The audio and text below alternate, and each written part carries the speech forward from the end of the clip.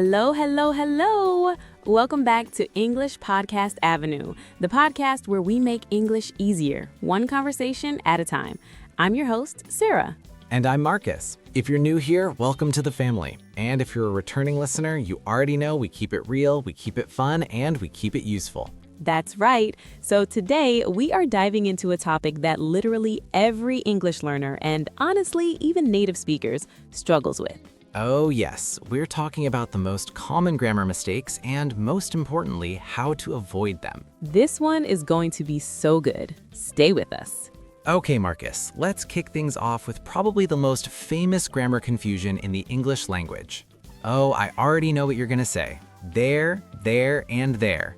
Yes, exactly.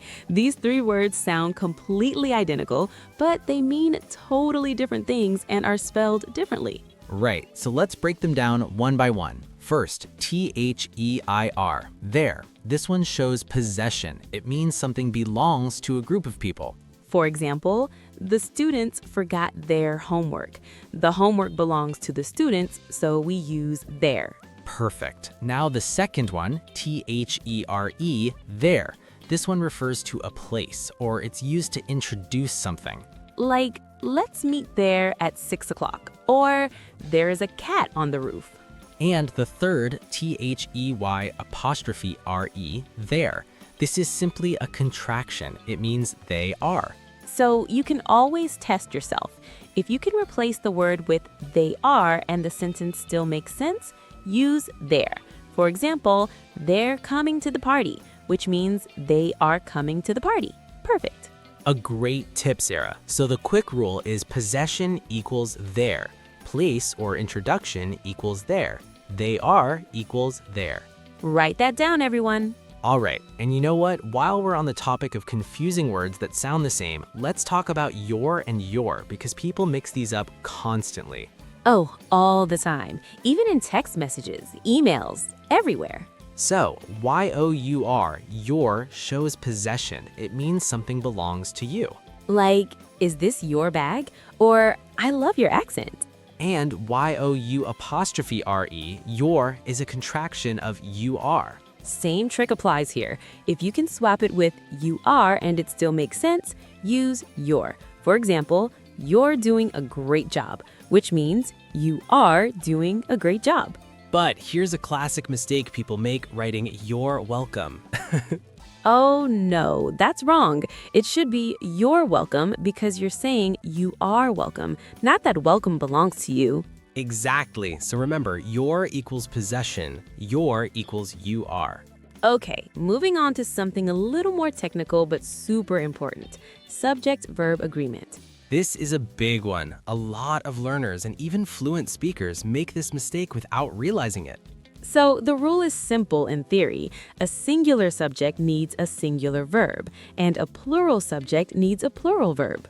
For example, she goes to school every day. She is singular, so we use goes, but they go to school every day. They is plural, so we use go.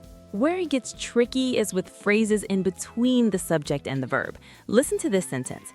The list of items is on the table. Now, a lot of people would say are because of the word items, but the actual subject is list, which is singular, so we say is. Exactly. Don't get distracted by the words in the middle. Always find your true subject and match the verb to that. Another tricky one, collective nouns like team, family, group. In American English, these are usually treated as singular. Like, the team is ready, not the team are ready. Great point. Subject-verb agreement is one of those things that really makes your English sound polished and professional once you get it right. Let's talk about something that seems simple but trips people up. The difference between a and an. Oh yes, the rule most people learn is use a before consonants and an before vowels, but it's actually a little more nuanced than that. Right. It's actually about the sound, not the letter itself. So, for example, an hour. The word hour starts with the letter H, but the H is silent, so it actually starts with a vowel sound, ow, so we say an hour. But then a university. Even though university starts with U, a vowel, it actually starts with a U sound, like the letter Y. So we say a university. So the trick is say the word out loud. If the first sound is a vowel sound, use an. If it's a consonant sound, use a. Let's do a quick practice. Marcus, what about an honest mistake? Correct. Honest starts with a silent H, so it begins with a vowel sound, an honest mistake. Beautiful. And a European country? Yes, European starts with the U sound, so it's a European country. Love it.